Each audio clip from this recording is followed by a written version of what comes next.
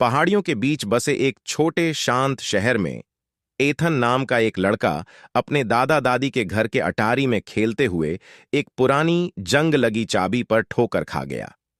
यह चाबी उसने पहले कभी नहीं देखी थी। यह बहुत ही बारीकी से बनी हुई थी, जिस पर अजीब से चिन्ह खुदे हुए थे।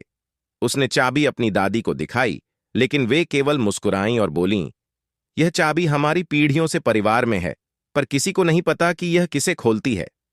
एथन, जो स्वभाव से बहुत जिज्ञासु था, यह पता लगाने का निर्णय करता है। उसने कई दिनों तक घर के हर कोने की छानबीन की और चाबी को हर ताले में आजमाया, लेकिन कहीं भी काम नहीं आई। हर असफल कोशिश के साथ उसकी दिलचस्पी और बढ़ती गई। एक तूफानी शाम, जब आसमान में बिजली चमक रही थी, एथन ने देखा कि पुराने बड़े दादा घड़ी में कुछ अजीब हो रहा था। यह घड़ी हमेशा से वहां थी, सेकंड दर सेकंड टिक टिक करती रहती थी, लेकिन आज रात इस घड़ी से एक हल्की रोशनी निकल रही थी। उसका दिल तेजी से धड़कने लगा जब वह घड़ी के पास गया। उसने पेंडुलम के नीचे एक छोटा छिपा हुआ ताले का छेद देखा, जिसे उसने पहले कभी नहीं देखा था। कांपते हुए हाथों से एथन ने उस पुरानी चाबी को ताले में डाला।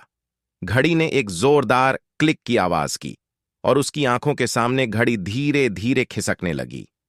घड़ी के पीछे एक संकरी सीढ़ी दिखी जो अंधेरे में जा रही थी।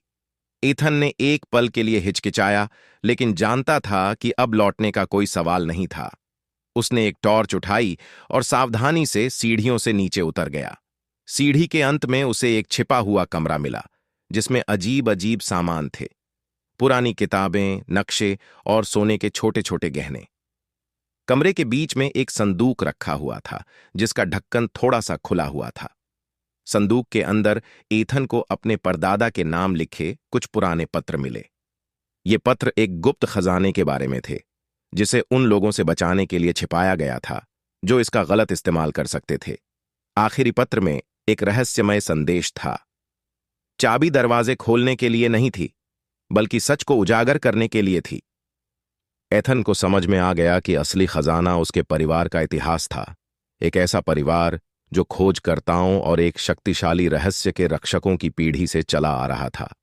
जब वह वहां खड़ा था, अतीत की आवाजों से घिरा हुआ, उसे एहसास हुआ कि उसकी जिंदगी हमेशा के लिए बदल चुकी थी।